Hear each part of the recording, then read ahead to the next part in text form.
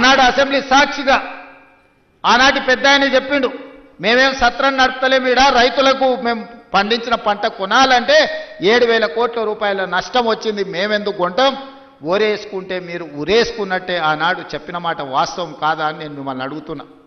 మిమ్మల్ని అందరినీ ఒరేసుకోవద్దు, ఒరేసుకుంటే మేము కొనుగోలు చేయం, ఒకవేళ మీరు ఒరేసుకుంటే ఉరేసుకొని చావాల్సిందే అని రైతులకు చెప్పి స్వయంగా వాళ్ళ వ్యవసాయ భూమిలో ఫామ్ హౌస్లో 150 ఎకరాల ఒడ్లు పండిస్తే అవి మొత్తం తీసుకొచ్చి బహిరంగంగా పెట్టిన. ఆనాడు వాళ్ళ పొలంలో పండించిన వడ్లకు 4,200 రూపాయలు ధర ఇచ్చి కొనుగోలు చేసేటోళ్ళు వచ్చారు. మరి మనం పండించిన పంట 200 తక్కువైనా 2,000కు మేము అమ్ముతామంటే కొనేటోళ్ళు లేరు. మేము ఐకేపీ కేంద్రాలు తెరవమని చెప్పి ఆనాటి పరిస్థితి, ఆనాటి ప్రభుత్వం రైతులకు పంగనామాలు పెట్టే పరిస్థితి తీసుకొచ్చింది. ఇవన్నీ ఇంకా మర్చిపోలే, ఇప్పుడే మీ ఆనాటి గాయాలు మానిపోలే. అయినా అలాంటి పరిస్థితుల్లో తెలంగాణ రాష్ట్రంలో ప్రభుత్వాన్ని ఏర్పాటు చేసి ఆనాడు స్పష్టంగా చెప్పినాం, మీరు వరి పండించండి, రాష్ట్ర ప్రభుత్వం కొనుగోలు చేస్తుంది, చివరి గింజ వరకు కొనే బాధ్యత మా ప్రభుత్వం తీసుకుంటుంది. ఎందుకంటే ఆనాడు ఇందిరమ్మ రాజ్యంలో సోనియా గాంధీ గారు కనీసం మద్దతు ధరను తీసుకొచ్చి రైతు పండించిన పంటకు దళారుల చేతిలో మోసపోకుండా ఈరోజు కనీసం మద్దతు ధరను అందించి రైతు పండించిన పంట కొనుగోలు చేసే బాధ్యత మాది అని చెప్పి ఈరోజు కాంగ్రెస్ ప్రభుత్వం మీ ముందు నిలబడి మొదటి విడతగా పంట కొనుగోలు చేసినాం. రెండవ విడతకు వచ్చినప్పుడు నేను చెప్పిన పెద్దలు ఉత్తమ్ కుమార్ రెడ్డి గారితో మాట్లాడి, అన్న దొడ్డు బియ్యం తింటలేరు, ఈరోజు గ్రామాలలో చైతన్యం వచ్చింది. రైతులు స్వయంగా 10 రూపాయలు ఖర్చైనా కూలికి పోయి ఉపాధి హామీ కూలీ చేసుకునే పేదలు కూడా ఈరోజు సన్న బియ్యంతో బుక్కడు అన్నం తింటుండ్రు. సన్న బియ్యం మనం ఇవ్వాలి, సన్న బియ్యం ఇవ్వాలి అంటే మన రైతులు సన్న వడ్లు పండించాలి. ఎందుకంటే తెలంగాణలో పండించే వడ్లు నాణ్యమైనవి, శ్రేష్టమైనవి. కానీ దొడ్డు బియ్యం పండిస్తే దొడ్డు బియ్యం తినే పరిస్థితి లేదు. మనము రేషన్ షాపులలో దొడ్డు బియ్యం ఇస్తే మళ్ళీ తిరిగి మిల్లర్లు కొంటుర్రు, లేకపోతే కోళ్ళ దానాకు పోతున్నాయి.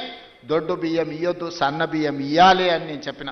మరి ఏం చేయాలి, సన్న బియ్యం ఇవ్వాలి అని అంటే నేను చెప్పిన, మీరు రైతులకు విజ్ఞప్తి చేయండి, నేను చేస్తా మీరు చేయండి. ఉప ముఖ్యమంత్రి గారు చేస్తారు, వ్యవసాయ శాఖ మంత్రి గారు చెప్తారు, రైతులకు సన్న వడ్లు పండిస్తే 500 రూపాయల బోనస్ ఇచ్చి ఆ వడ్లను కొంటాము, మాది బాధ్యత అని అంటే నమ్మకంగా విశ్వాసంగా తెలంగాణ రాష్ట్రంలో పండించిన పంటలో 60% పోయినసారి సన్న వడ్లు మీరు పండిస్తే ఆ సన్న వడ్లను కొన్ని సన్న బియ్యం చేసి ఇవాళ పేదోళ్లకు సన్న బియ్యం రేషన్ షాపులలో పంచుతున్న మాట వాస్తవం కాదా? 6,40,000 కుటుంబాలు ఈరోజు రైతు వేదికలలో ఉన్నారు. ఇవాళ మా అక్కలీడికి వచ్చిండ్రు, రైతులు మాట్లాడినరు, మా ఆడబిడ్డలు మాట్లాడినరు.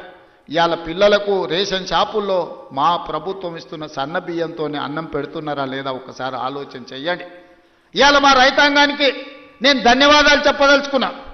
మీరు ఈ ప్రభుత్వం మీద నమ్మకంతో, విశ్వాసంతో బోనస్ ఇస్తారో ఇవ్వరో అని అనుమానం ఉన్నా మీరు సన్న వడ్లు పండించిండ్రు కాబట్టి ఆ సన్న వడ్లు ఇవాళ బియ్యంగా మారి పేదోళ్ళ కడుపు నింపుతున్నది అని అంటే రైతులు చేసిన ధైర్యం. అందుకే మీరు పండించిన సన్న వడ్లకు 500 రూపాయల బోనస్ ఇచ్చి కొనుగోలు చేసినాం. ఇవాళ ధైర్యంగా నిటారుగా నిలబడి తెలంగాణ రాష్ట్రం నెంబర్ 1 వడ్లు పండించడంలో ఒక్క సంవత్సరంలో 2,80,00,000 మెట్రిక్ టన్నుల వడ్లు పండించి దేశంలోనే మొదటి స్థానంలో, ఒకనాడు ఆంధ్రప్రదేశ్ పంజాబ్ మొదటి స్థానంలో ఉంటే ఇవాళ తెలంగాణ రాష్ట్రం వరి పండించడంలో మొదటి స్థానంలో ఉంది. అందులో సన్న వడ్లు పండించడంలో మనం మొదటి స్థానంలో ఉన్నాం. ఇవాళ మన రైతుల శ్రమ ఊరిక పోలే. ఇవాళ మీరు కష్టపడి పండించిన సన్న వడ్లు బియ్యంగా మారి పేదోళ్ళ కడుపు నింపుతున్నాయి అని అంటే ఇంతకంటే రైతుల కళ్ళల్లో ఆనందం ఏముంటుంది? తెలంగాణ రాష్ట్ర ముఖ్యమంత్రిగా మీ సోదరుడిగా ఇంతకంటే విజయం ఏముంటుందని చెప్పి నేను ఈ సందర్భంగా మిత్రులారా మిమ్మల్ని అడుగుతున్నా. అందుకే ఇవాళ రకరకాల ఇబ్బందులు ఉన్నాయి. చాలామంది ఈరోజు మా బిల్లులు రాలేదంటున్నారు. అక్కడక్కడ మా సర్పంచులు రణగొన ధ్వని చేస్తున్నారు మా బిల్లులు రాలేదని.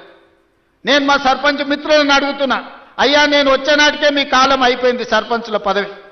మీ సర్పంచ్ పదవులు, మీరు సర్పంచులుగా చేసిన పనులు మా హయాంలో చేయలే. ఆనాడు మీరు పనిచేస్తే ఆనాడు బిల్లులు చెల్లించండి. ఆయన మీలాకటి బిల్లులు చెల్లించనివి 1,29,000 కోట్ల రూపాయలు నా నెత్తి మీద అప్పు మోపి పొయ్యిండు. మొయ్యలేనంత భారం, నడుము వంగిపోయే పరిస్థితి ఉంది. దాదాపుగా 60,000 కోట్ల రూపాయలు కాంట్రాక్టర్లకు బిల్లులు పెండింగ్ పెట్టిపోయిండు. ఉచిత కరెంటు బిల్లులు 20,000 కోట్లు విద్యుత్ శాఖకు పెండింగ్ పెట్టిపోయిండు. ఇట్లా చెప్పుకుంటూ పోతే ఫీజు రియంబర్స్మెంటు, షాదీ ముబారక్, కళ్యాణ లక్ష్మి ప్రతి దగ్గర దొరికిన కాడల్లా అప్పు చేసిండు, అందిన కాడల్లా టోపీ పెట్టిండు. మొత్తానికి 8,29,000 కోట్ల రూపాయల అప్పు నా నెత్తి మీద మోపి బట్టి విక్రమార్క గారి నడుము వంగిపోయే పరిస్థితి రాష్ట్ర వ్యవస్థను, ఆర్థిక వ్యవస్థను మాకు అప్పచెప్పిండు.